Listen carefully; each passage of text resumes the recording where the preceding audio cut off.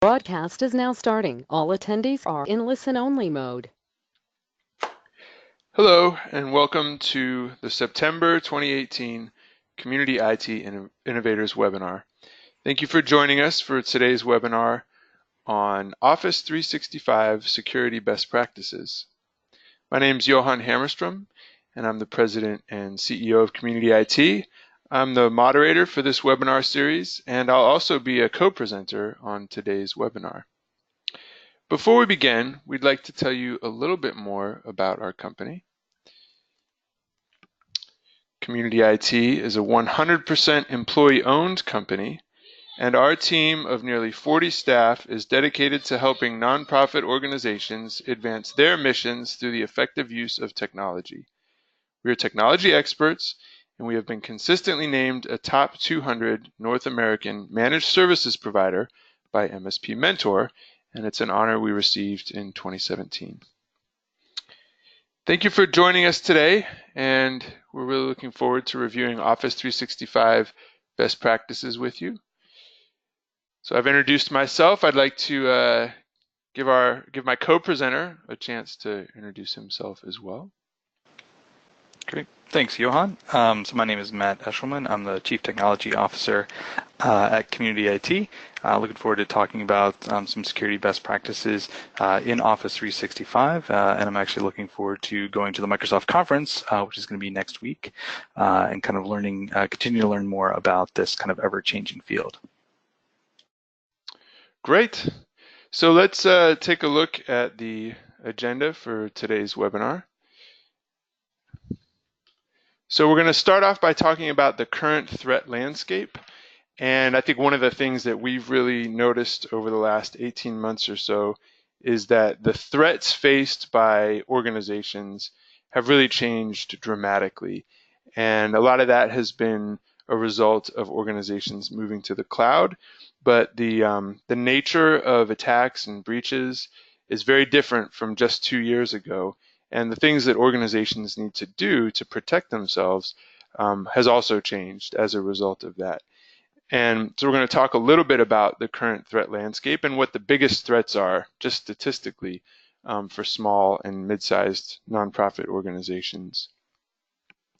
We're going to talk about, today's webinar is focused on Office 365, and we are going to focus on the things that can be done in Office 365 to secure information. And we're going to talk a little bit about why that really is, if you're in Office 365, really the best place for you to focus your security energy, your time, and your priorities. Specifically, because we're talking about Office 365, we're going to run through a lot of the features, the tools that Microsoft provides, but we're also going to talk about the licensing. And you really can't talk about the tools that are available in Office 365 without also considering the licensing framework that Microsoft uses to provide those tools. It's not simple, it's not straightforward, but we've got some great resources that can explain how that all works that I think you'll find really helpful.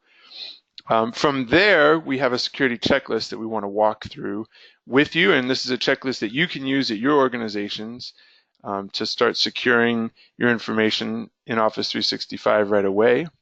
And then finally, we're going to talk about some dashboards and some scorecards that Microsoft has provided that'll help you to assess your own security readiness.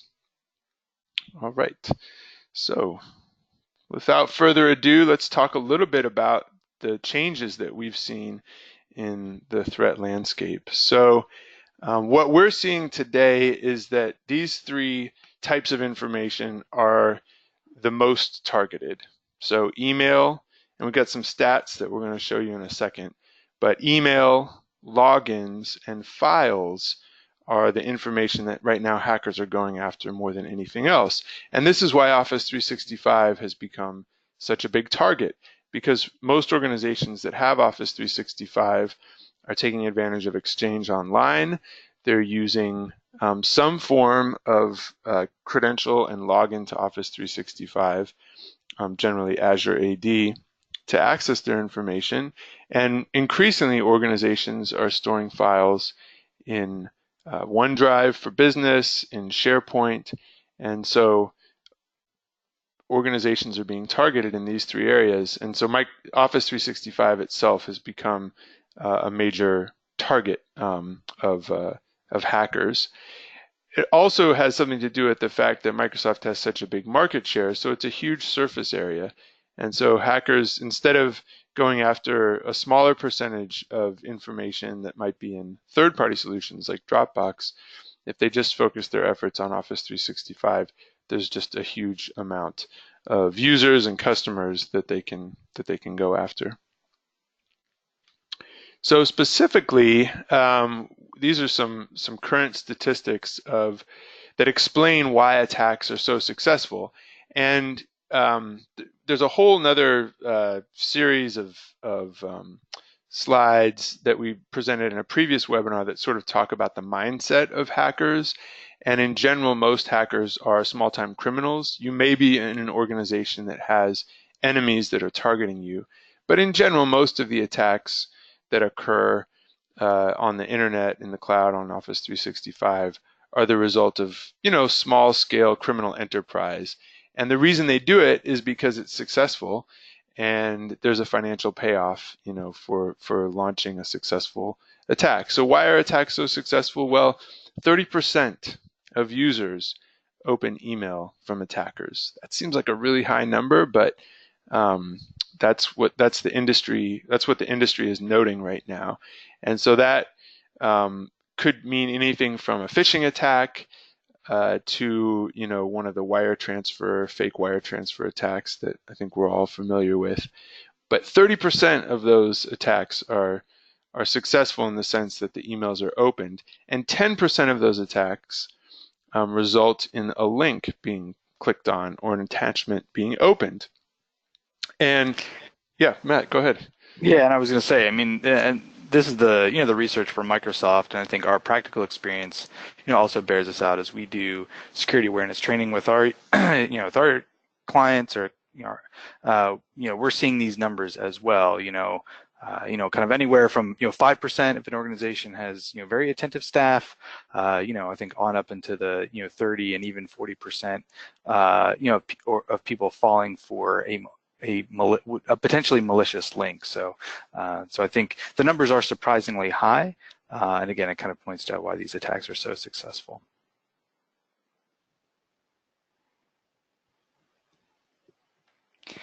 In addition to, I think, the people clicking on links that they shouldn't have, the research also shows that the vast majority of passwords themselves used in attacks are either weak, they're using the defaults, or they're stolen in other breaches. And this points to an issue of password reuse that we really want to focus on, helping our users make good decisions and choosing strong passwords that aren't used for every single site that they go on.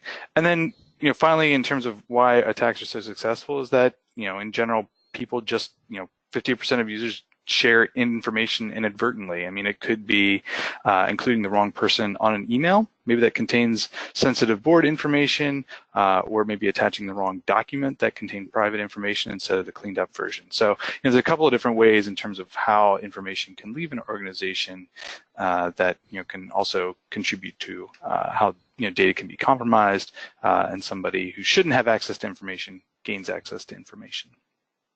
And these numbers really emphasize why these attacks are so lucrative, and the incentives that exist for hackers to pursue these attacks. If only you can imagine the millions and millions of email addresses that are out there on Office 365, and 10% of a million is 100,000, and that's a huge payout. If you're getting people to commit wire transfer fraud, or if you're able to, install malware on their machines or gain, their credentials and therefore access to their systems. So it's, these numbers, and, my guess is that in your organization, you're going to see at least these numbers.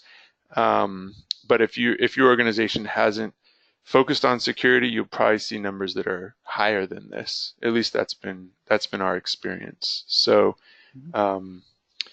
there's a big need out there.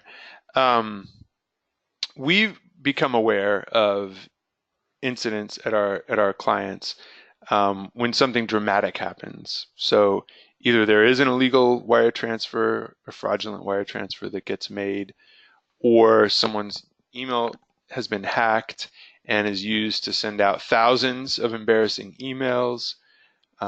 Strange things start happening with their documents or their email. Those are how we and our customers sort of become aware that their systems have been compromised. But in reality, the system has probably been compromised long before we became aware of it. And the industry sort of standard, or the industry research, shows that on average, it only takes hackers 4 minutes from launching an attack to access a network, but it takes over 99 days for businesses to discover that they've been breached. So the flip side of the high incidence of attacks being successful is that people don't realize that they've been hacked until it's too late. And so it's really important to pursue preventive security measures in advance. Don't wait until you get hacked, because you may not know that you've been hacked. You may be hacked now and not realize it. Yeah, I would say that often happens if we respond to a breach. We have a known user account that's been compromised, and in doing kind of the breach remediation response, it's not uncommon to find another account or other accounts that have also been compromised, but maybe the user hadn't quite realized it yet. So, yes, for all of this, prevention is key, because the remediation and the follow-up, can take a lot of time and be rather kind of painful. Yeah. So enough of the scare tactics. I mean, you are all on this webinar. You're listening to this webinar because you recognize the importance of security and probably share the concerns that we have around vulnerabilities. So the good news is that Microsoft is also very aware of these vulnerabilities and has built and deployed a large number of tools that can be used to help secure your Microsoft Office 365 tenant. And so the rest of the webinar, we could spend an hour talking about scary things that happen with hackers on the internet, but we really want to focus on what you can do to protect yourself.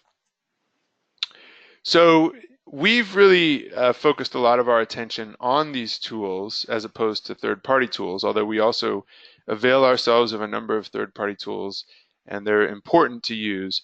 But if you're going to focus in one area, at least initially, we really think that 365's security tools are the place to start for a variety of reasons. One, it's very simple. Chances are you have a lot of different information systems either in Office 365 or already connected to Office 365. And as a result, there's a tight integration between your existing deployment and the tools that Microsoft provides, and it also makes it easier to use those tools. Generally, and this is particularly true for nonprofit organizations, the tools that Microsoft provides you with are going to be a lot less expensive, and security software, the whole sort of solution space of security solutions remains quite a bit more expensive, and I won't go into the reasons behind that, but in general, you're going to be paying a premium for security solutions. And my sense is that Microsoft's pricing is not out of proportion to the solution, just even for businesses. And then when you add in a lot of the discounts that they provide to nonprofit organizations, it becomes very affordable. So in general, it's a very cost-effective way to deploy good security solutions. And then Microsoft, kind of famously, is really in tune with the business needs of its customers, and they continue to refine and revise these tools so that they really align with the business goals of the organization. So for all of those reasons, we really have a lot of confidence in Microsoft's Office 365 security tools. So the two main things, and we're gonna get into a lot more. We're gonna get into the weeds here shortly and talk about a lot of the granular tools that Microsoft makes available. But they all sort of fall into these two main categories of security, and one is safeguarding your data, and the other is monitoring your data. We've got some more, statistics here. Verizon does this amazing security, and it's basically a breach investigations report every year, and they basically compile all the information that they collect in investigating breaches, both their own and for their customers, and they sort of highlight common features of breaches. And what they found is that 81% of all hacking breaches use compromised credentials. So that means, I think the popular opinion of hacking is that you have, what you see in the movies is, some genius hacker has a special program, and it kind of runs through, it does a brute force attack, and in some clever way it sort of hacks into the system. When the reality is most hackers are using compromised credentials. That is, credentials that have been revealed in some way that are well known, and they can use those existing credentials to hack into the database. What that means is if you are securing your credentials and keeping them safe, then you're, preventing yourself from, 81% of all of the hacking that happens. So it's really important that credentials be kept safe, that you limit the widespread use of credentials, that you use multi-factor authentication. And we had a webinar last year that went into more detail on multi-factor authentication. Quick sort of review of what it is. It's something you have. So the password is something you know, and the second factor is something you have. And in general, these days, it's either a code that gets texted to you or a code that shows up on an app that you have on your smartphone. The value of multi-factor is that if someone steals your username and password, if they don't have your phone, they're not going to be able to log into your account because they need that code that only exists with the thing that you have. And, in general, most security professionals agree that multi-factor authentication is the way to prevent, credential-related hacking. So we'll talk more about how to implement that in Office 365. And then finally, making sure that non-compliant devices can't access your overall system. So there's all these things you can do in Office 365 to safeguard and protect your data. But then there are also some great tools for monitoring data. So you can monitor who's logging in, where they're logging in from, looking for logins that aren't, that are suspicious in nature, and responding to those quickly. There's one other statistic here that related to the credentials. 75% of all individuals use only 3 or 4 passwords across all of their accounts. That is a huge problem, and the main reason for it is that once those passwords are in a system that gets hacked, they're released, if you will, into the wild, and they show up on the dark web. And there's basically a huge databases of known passwords all over the internet. And it doesn't take long for hackers to run through those known combinations. And so we've seen firsthand a number of cases where the Office 365 account was protected, and no one hacked it, but someone was using a username and password that they were also using for their personal Yahoo email, that they were also using for their Dropbox account, that they were maybe using in third-party forums. And as we know, Dropbox, Yahoo, and third parties have all been hacked over the last 5 or 6 years, and all of those hacked credentials are now available. And so if you were using the same username and password for Dropbox that you're using for Office 365, you should probably assume that someone has found a way to log into it. So some of this boils down to training, and this webinar again is focused on tools, and that is not meant to downplay the importance of training.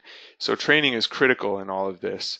But many of the tools that we're going to talk about can help, alleviate some of the challenges that occur right now with credentials. So let's talk about those tools. And no discussion of Microsoft and Microsoft software would be complete without a similar discussion of Office 365 licensing. Thanks, Johan. Yes, so we're going to take a look here at kind of the laundry list of different features and kind of talk about the associated license that goes along with it. And actually, before we get to that, I'm going to do a quick sort of like a visual glossary of terms that hopefully clarifies how all of these things fit together. So a feature is some software that Microsoft makes available. So for this example, I'm going to use Professional Plus, and it's here in a box, although I don't think anyone goes out anymore and buys boxes of software. You download it from the internet. But let's say Office Professional Plus is the Office suite of software, and that's a feature that you want to avail yourself of. You want to use Microsoft Office on the desktop. In order to do that, you have to purchase a license for it. And Microsoft includes the license for Office Professional Plus with the Office 365 subscription.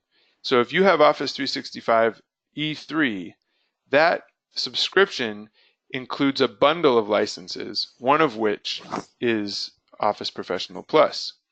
If, however, you have Office 365 E1, your subscription does not include that license. But to make matters more complicated, you can go out and buy that license a la carte. So if you have E3, it includes this license. If you have E1, it doesn't, but you can still go out and buy the license separately. So Matt's going to go through a list of the different features, and features are basically different, software solutions that are available in Office 365, and then we'll talk about which bundles, what the licensing that's needed to run that feature, and then which bundles include that licensing. Great. All right, so this chart here represents a list of the features that we're going to leverage in Office 365 to improve the default security settings. So for each feature, I've outlined the license that it requires, and then what subscription bundle that it's a part of. So Microsoft continues to evolve these solutions, and so while this list is accurate as of September 2018, it certainly will change. And then the other lesson that I've learned is that if there's some new cool feature that you see, it's likely going to require a new or a different license. So let's just kind of talk through these features quickly, and I'll provide an overview of them and some of the licensing. So Cloud MFA, so that's the ability from Microsoft's perspective to log into Office 365 with multi-factor authentication. That's actually included in Office 365. It's part of all Office 365 subscriptions, and so you could probably go ahead and turn that on now so that you can enable multi-factor authentication for your Office, for that Office suite. What I'm terming granular multi-factor authentication, or the ability to, for example, exempt having to use multi-factor authentication when you're in your office locations, or having some other controls, multi-factor with single sign-on, that requires Azure Active Directory P1, which is part of the EM plus S E3 bundle. If you want to be able to do password write-back, so for example, if you are using Azure AD Connect to connect your on-premise Active Directory to Azure Active Directory, you can actually turn on password write-back so people can do self-service password resets through the cloud. Also requires Azure AD P1, part of EMS E3. If you are interested in enabling some DLP or data loss prevention, so for example, you wanted to set a policy saying, hey, we have HIPAA compliance. We want to make sure that we're not sending any PII through our email. That would require the use of a DLP feature. That's part of Exchange P2, which is part of that Office 365 E3 bundle. So again, it's not available in E1. If you are looking at some additional security around the identity, so turning on features like flagging logins from suspicious IPs or impossible travel times or some other kind of advanced security features. That is a function of Azure AD P2, which is a part of the EMS E5 subscription. If you wanted to turn on email or file encryption, that requires Azure RMS or Rights Management Service. That's part of E3, Office 365 E3. If you're interested in cloud app security, so that's kind of a newer offering from Microsoft that looks at the applications that people are using on the web, some policies, and kind of user rights assignment or different features in terms of how people are interacting with the systems. That requires a separate license.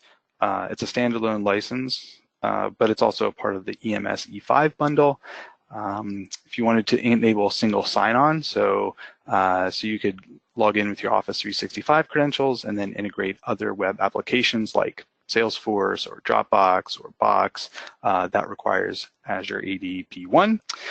Which is part of EMS E3. And if you wanted to do some computer management, maybe enroll devices in management, set some different policies, force BitLocker, for example, that requires Intune, and Intune is part of the EMS E3 bundle. So the short answer for all of this stuff is, you need EMS E3 or E5, so to enable a lot of these features.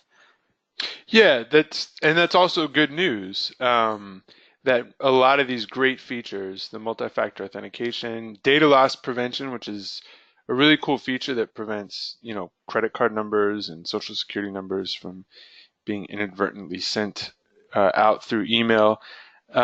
Those features are almost all of these features are essentially included in something you already have or something that is very affordable to get, which is, do dramatic reveal there. There we go.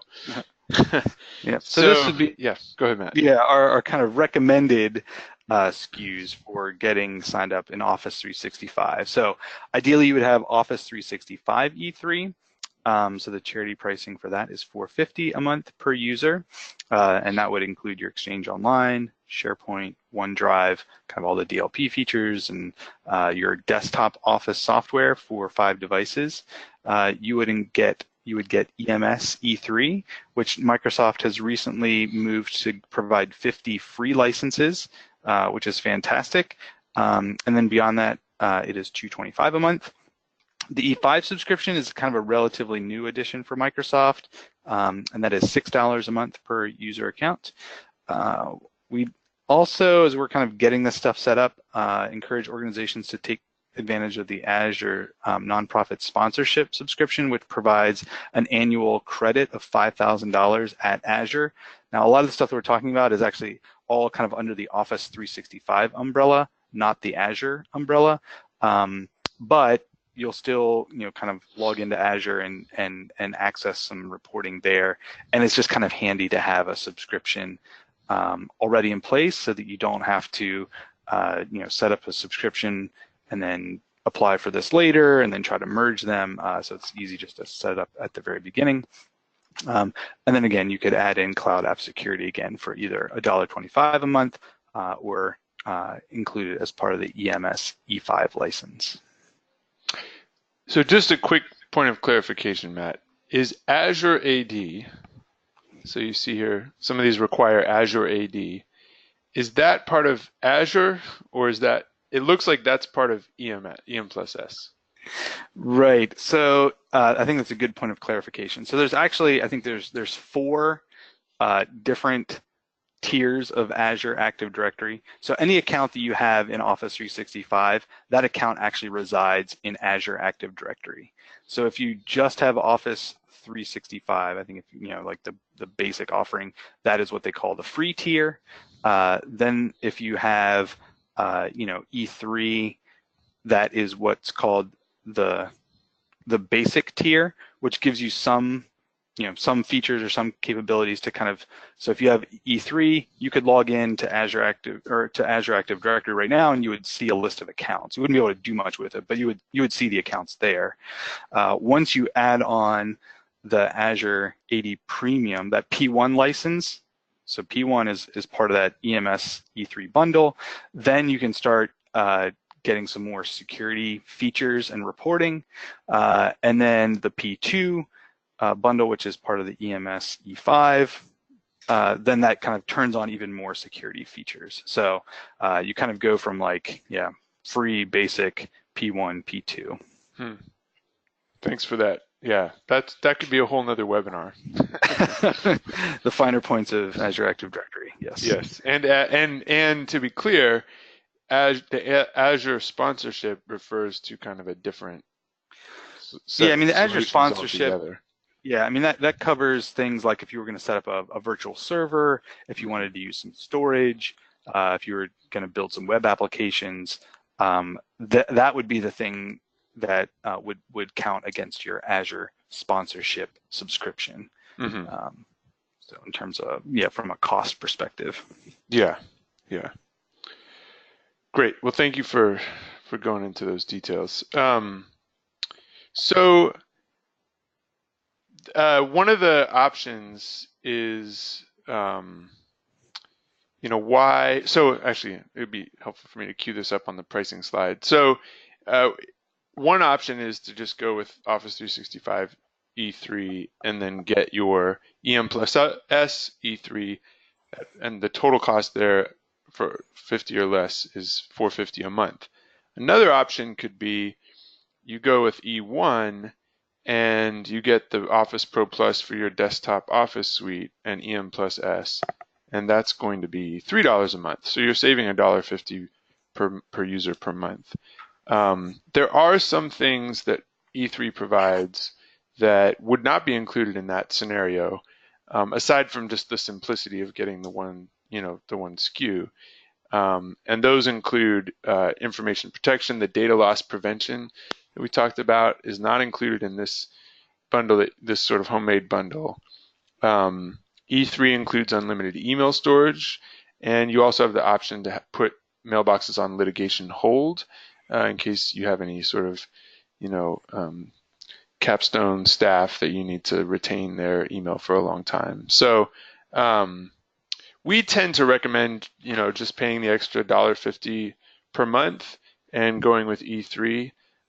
There's some simplicity there in that approach, and you also get these additional features. Mm-hmm.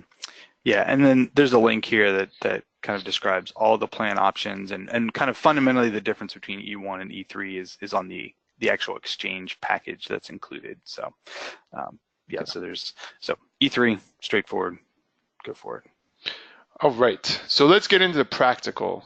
If you're interested, if you're like, this looks pretty affordable, I'm in Office 365, what can I do to get started securing my tenant and my implementation? We're going to talk about that in more detail and kind of run through a couple checklists that we suggest you start to follow. Mm-hmm. Great. And as I go through these things, please feel free to chat in any questions. We'll take them kind of as they come, and we hopefully will have a few minutes here at the end of the presentation as well. So in terms of security checklist, the very first place that I would recommend starting is with the Secure Score. So Secure Score is an app that Office 365 has available that gives you kind of a baseline security score, and our security kind of checklist is rooted in this Secure Score. So once you have taken a look at that Secure Score, the next step would be to go ahead and turn on auditing in the Office 365 Protection Center. So Microsoft has a lot of content that it can collect, but it's something that you have to enable as part of their process. Microsoft is really bringing a lot of reporting into the Protection Center, including that Exchange message trace. So again, if you ever needed to find out who sent who a message and didn't get delivered, that's actually being pulled into the Security Center, Protection Center. So now that you've looked at some of the built-in features that you kind of already have, it's time to add on some services. So starting with that EM plus S licensing, That pricing, as I mentioned, has now been updated to include 50 free licenses. It's a separate kind of standalone SKU, and additional licenses are $225 per user per month. And the link to that is actually at the end of the presentation, which has some additional details. And then, as I mentioned, the other service that we'd recommend signing up for is the Azure sponsorship, and this is the annual $5,000 service credit for Azure services. It is renewable, so it's not kind of a one-time thing, but it is renewable. And as you said, a lot of these security services are under this Office 365 umbrella, not Azure. However, it's kind of convenient to have that Azure subscription because as you look at some of the reporting and the integration with your on-prem directories, that's kind of all on the Azure side. And then finally, for some advanced insight and that custom reporting, you can link your Azure Active Directory with Power BI. So Power BI uses a free subscription, so there's not actually an additional cost for that service. So I'm kind of talking about check out the Secure Score, turn on some auditing, kind of get some of these other tools in place. Yeah, this is a great list, and this is a good place to start, and we're going to go into some more detail on each of these, provide some more guidance on what to do. And this list will be, we post all of our webinar slides to our SlideShare account, and the links are posted on our website and also get sent out after the webinar. So you can screenshot this, you can download the presentation from SlideShare, and we'll also include all of these web links in the notes, in the show notes, as they say, on our SlideShare account. And just as an aside, the recording is also available on our YouTube channel, and that will get posted as well. So let's talk about Secure Score. Yep. So Secure Score is an app that's available to everyone. And it will provide you with a numeric score based on your currently configured environment. So it'll also provide you with a detailed list of steps to implement. I really like Secure Score because it actually shows your progress over time, and it also includes an evolving set of recommendations and settings based on the new features that Microsoft adds or new capabilities, and then also the new threats that are identified. So this is kind of a good baseline and benchmarking tool that's available to help provide some guidance in terms of, hey, there's lots of threats out there. What are the things that are important for me to do? So here we've got a screenshot of a Secure Score. This is what it looks like. So for this organization, they have a score of 115 out of 360. I think most kind of nonprofit clients that we start working with are kind of down in the 30s. That's kind of where you start at. And again, you can see here through the portal, it gives you a score for your Office 365 environment. You can turn on and get some integration with desktop or with desktop in terms of your with Windows Defender. But then here we've got the portal identifies some workflows and an updated risk assessment. So this organization has been identified as having a high risk of attack in the areas of account breach or privilege escalation and also data exfiltration. That's pretty scary. So yeah, this is a good tool that if you have Office 365, you have access to this tool. It's pretty easy to set up and run, and it gives you a good starting point. And if you're, oftentimes, you can run this prior to making these additional purchases. This can be a great tool for getting executive buy-in. You turn this out, and if you are at around 30, you can say, oof, we are at a pretty high risk of something happening. You can take it to your senior leadership and use it to get some support for some security initiatives. All right, so once you have your Secure Score, you can move on to this checklist. Yeah, so as I mentioned, the steps in our this admin security checklist are kind of fundamentally rooted in that Secure Score roadmap, and these are, I think, what we've found to be kind of the most meaningful and relevant controls to implement. There's a lot you can do in security, and it can kind of be daunting to start. So these are kind of the core steps that we would take whenever we're setting up or securing an Office 365 tenant. So the first is to have between 2 and 5 global admins. So these are the accounts that kind of have the keys to the castle, so to speak. So you want to have 2, so you have a backup account. And then the guidance is to not have more than 5, just so you don't have too many people with too much access to your system. The second step would be to turn on multi-factor authentication for everyone. This is an easy step to do and is really the best tool that we have in our arsenal to really combat this kind of raft of credential theft and account compromise. Once you get MFA turned on, then we would recommend really focusing on encouraging and working with staff to create complex passwords. So these would be passwords that would be, at least 8 characters, with Office 365, no more than 16, but something that is unique, not used somewhere else, not their name with a 1 added onto it, but something that's easy to remember, that's lengthy, and is not reused.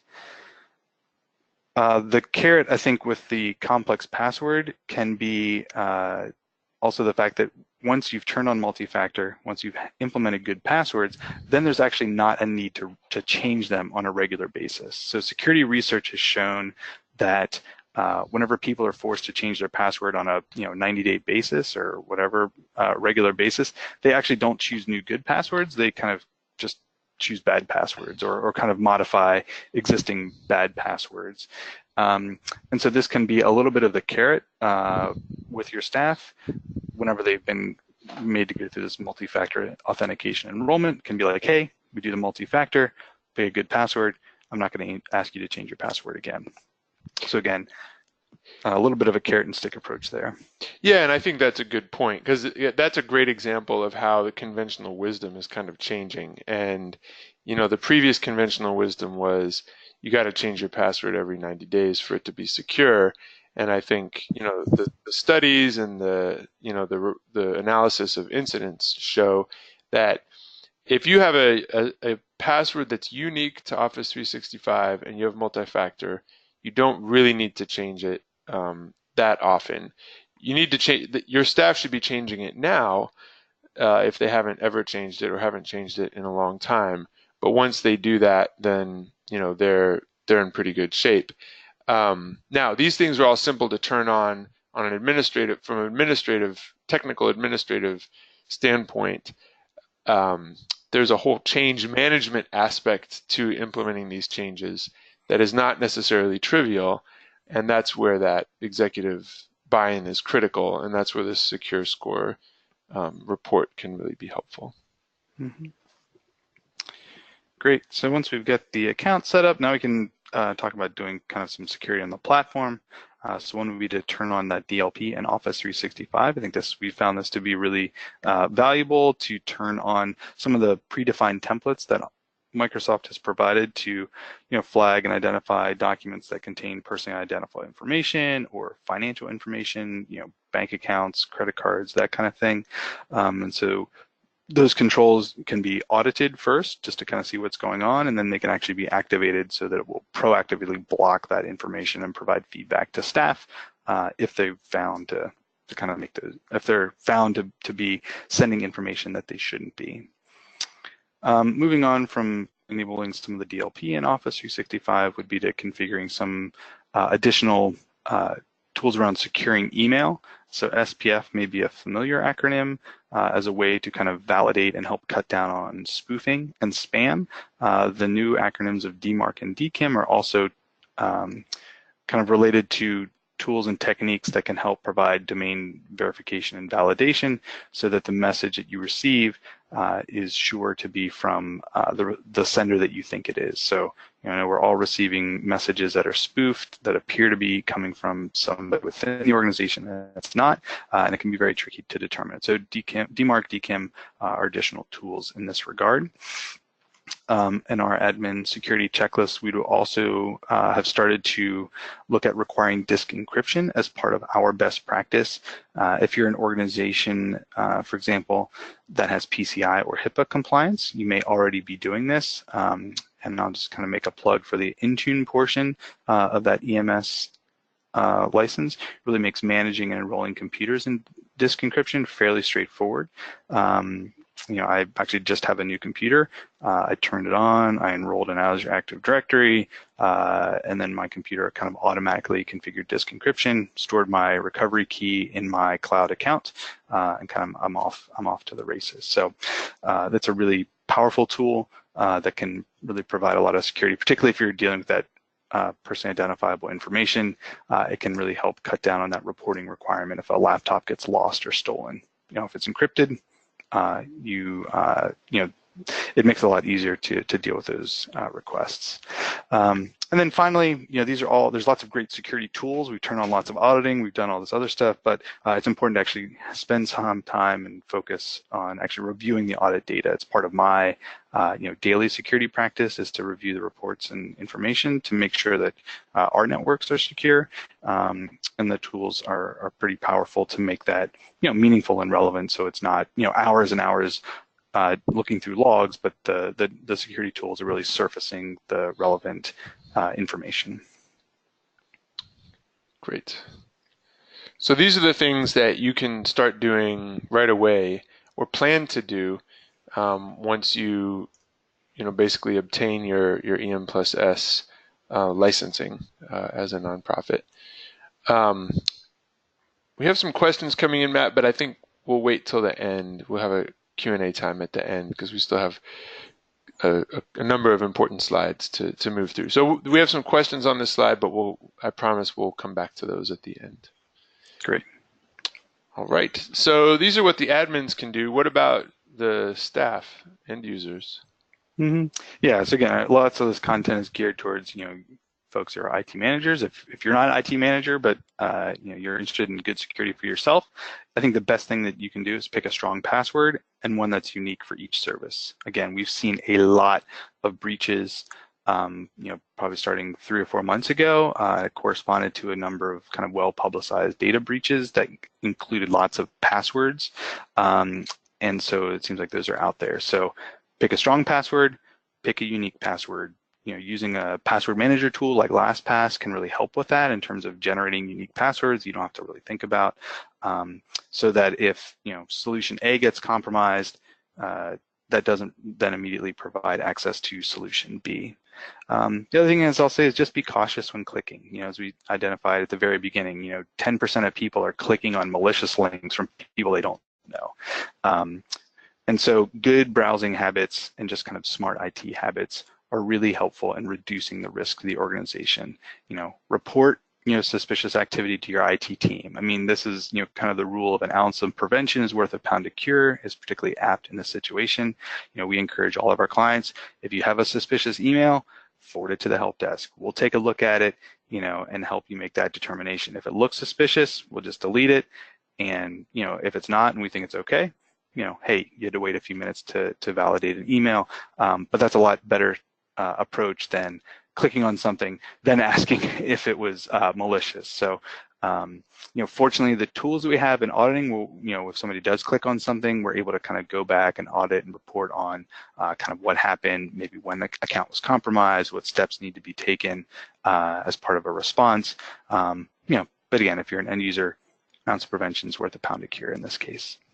Yeah, and I mean that last point we can't emphasize enough. I think in many of the situations that we've dealt with, the organization became aware that they were hacked because something just seemed funny to one of the staff, and they reported on it. But it's not like ultimately hackers are sneaky, and their goal is to not to attract attention. But there are a lot of amateur hackers out there that are also clumsy. And so you kind of combine the sneakiness with the clumsiness and you end up with just things that don't seem quite right. So that's where training is so valuable, because if you're training your staff, they'll sort of have their antenna up for unusual things. And that's how, we've detected or found a lot of, breaches, not because there was something really obvious going on, but because there was something really strange going on, but subtle. And the fact that it was detected early meant that it wasn't going to become a bigger issue. Mm-hmm. So let's talk about multi-factor authentication, because that really is kind of the number one thing. Every security professional will basically tell you that if you have multi-factor and encryption, you're pretty much, preventing yourself from being hacked. And so let's talk about how multi-factor works in Office 365. Mm-hmm. Yeah. So this is kind of the end user experience once the administrator has kind of enabled an account for Office 365 or multi-factor authentication in Office 365. So there's a prompt to open the web browser to go to https://aka.ms/mfa setup. Go ahead and enroll the computer or enroll the device in multi-factor authentication. Our recommendation is that you use the mobile app. That is the most secure option. You can choose to receive a phone call, maybe on your desk phone, for example, if you don't have a mobile phone. You can choose to receive a text message. However, text messaging has kind of proven to be susceptible to kind of some other attacks, and so it's not considered as secure as using the mobile app, the Microsoft Authenticator.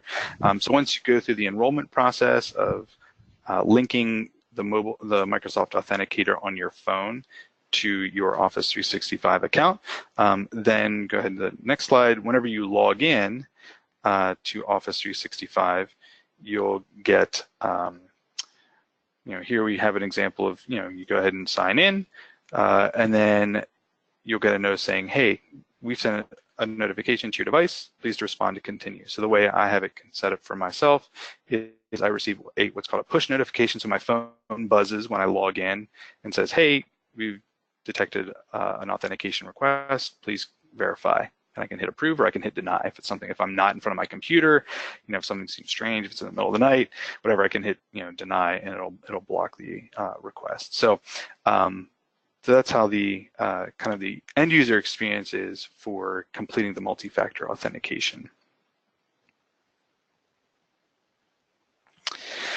So those are, I think, we've talked about the fundamental controls. There's a whole set of kind of additional or advanced security controls that can be implemented as well. And I'd be happy to take questions about that, or you can follow up kind of outside of this format to talk about the advanced security controls. But we are starting to see more organizations be interested in information rights management. So this is essentially like encryption or kind of controls around files. So practically speaking, you could apply certain policies to certain sets of data so that, for example, if it gets forwarded outside the organization, it's not available. If you don't want something, on the front page of, Breitbart or the New York Times, you may want to put some controls on that data as a way to kind of put a fence around it so that only the right people have access to the information. You can include controls around OneDrive and in terms of who and how, like what IP addresses can access that information. So again, if you're moving from an on-prem environment to the cloud and you want to say, hey, we only want people to access files when they're at our office in the network, you can put restrictions so that only approved IP addresses can access data, or only domain joined computers can sync files, so you don't have to worry about people syncing it on their home computer and then what happens when they leave and that kind of thing. With Intune, you can set a more robust set of policies around device access. So you could say, if you're going to connect to our organizational data, we need to have a PIN code on your device. Your device has to be encrypted. We need to be able to wipe the data if you leave the organization. So there's controls that you can have around devices. And then finally, in that E5, the EMS E5 SKU, there's the Microsoft Advanced Threat Protection and Advanced Threat Analytics, which is really a way to kind of unify all of the security logging and metrics into the Microsoft Security Graph, which is kind of what they call their the back-end data collection AI system. So it can do event management and correlation kind of across all the endpoints. So Microsoft is kind of uniquely positioned to be able to provide telemetry from your computer and what's going on there with login events on your identity and kind of services that are connected to it. So so those would be some of the advanced security controls that could be implemented to provide kind of greater insight and reporting. And again, I think this is a great example of kind of the power of the cloud.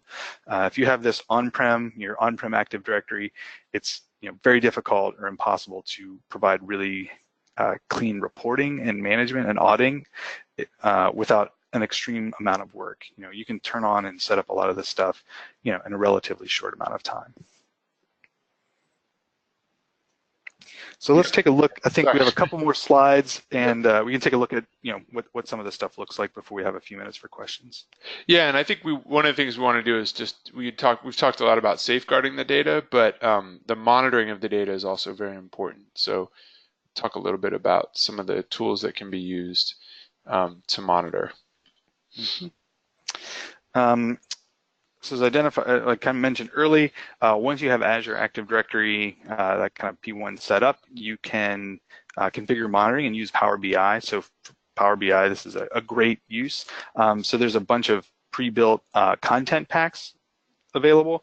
The one that's really relevant is the Azure Active Directory logs, and so this provides insight into kind of what's going on with authentication requests. So in the next slide here, we have kind of the screenshot of the insight that's provided. So again, it's kind of, this is the big picture view. Maybe we can zoom into some of these sections, but you get some insight into sign-ins over the last 30 days. You can drill in and look to sign-ins by location.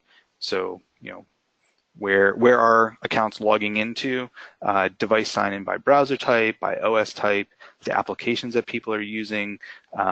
Here along the right-hand side, we see the total number of sign-ins, the total number of applications that are in use across the organization, how many unique users are there, who's resetting their password, has anybody failed their password reset.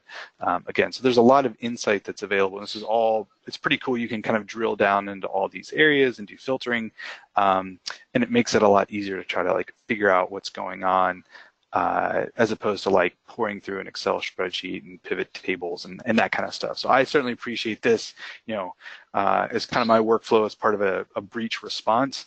I'm immediately turning this on, getting it connected, and using it to do incident reporting and analysis to try to figure out, what accounts are accessing the system from an unusual location or a strange, time frame or something like that. So, this Power BI content pack is really powerful.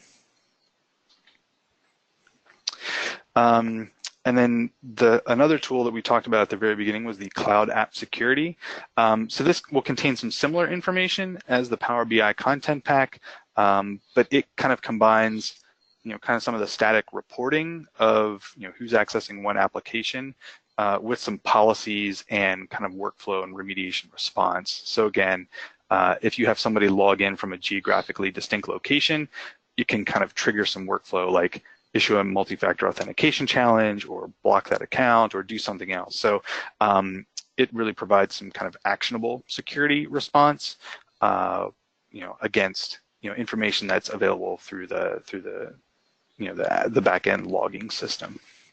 Again, you can classify risk levels or users, what IP addresses are people accessing, which applications are folks using, not just Office 365 apps, but also, hey, why is Dropbox being used at this organization?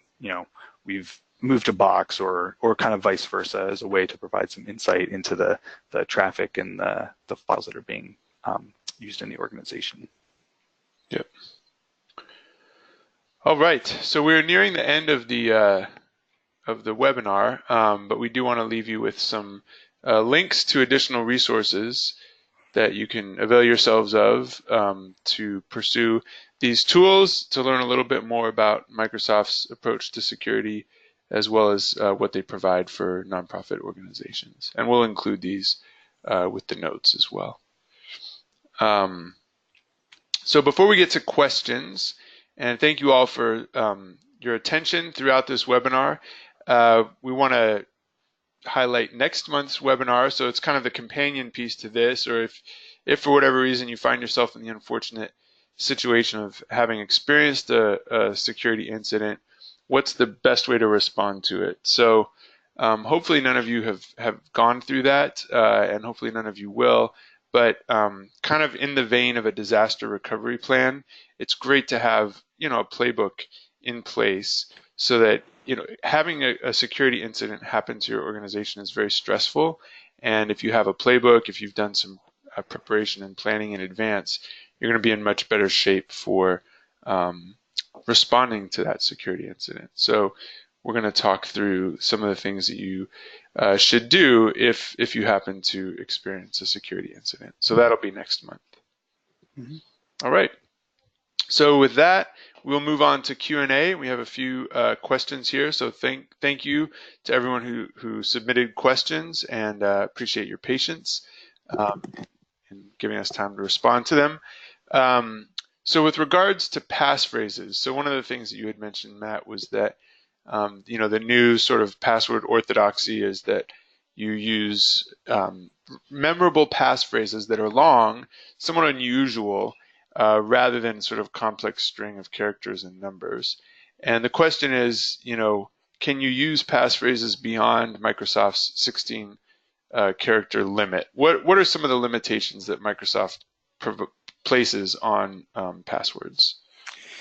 Yeah, and so I think this is a moving target, and I'll actually be curious to see what they say at the conference next week about this. So currently, the restrictions, as I understand it, are there's a minimum of 8 characters and a maximum of 16 characters in terms of your, password length. I think it may be a little bit different if you're syncing it with your on-prem directory, but if you're kind of in Office 365, kind of from a pure cloud perspective, that's the limit.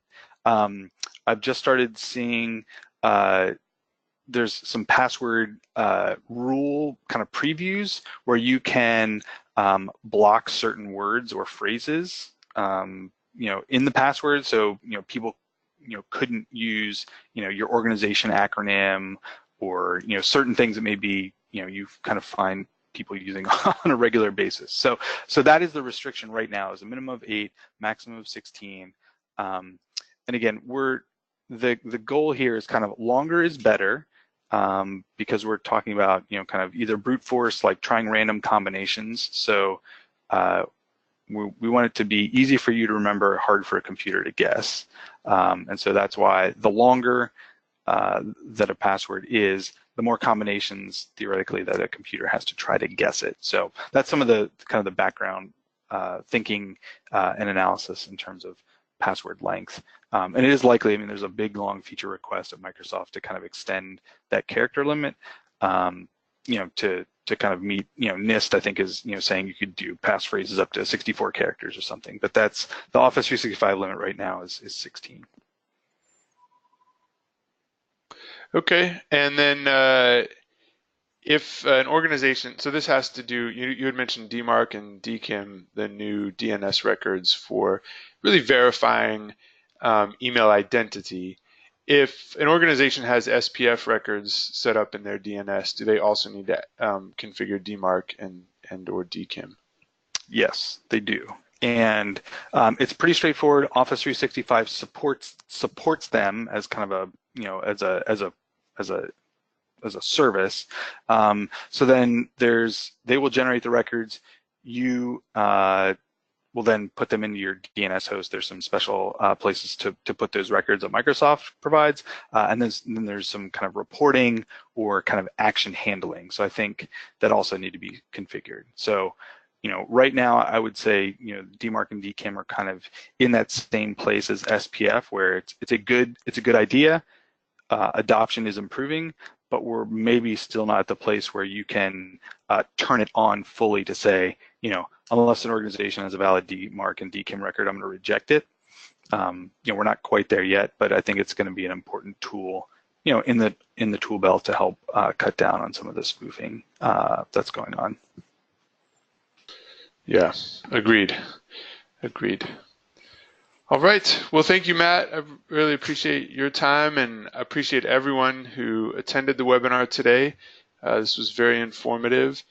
As I mentioned before, we're going to put the recording on our YouTube channel, and we'll put the slides on our SlideShare site, and the links will be on our website.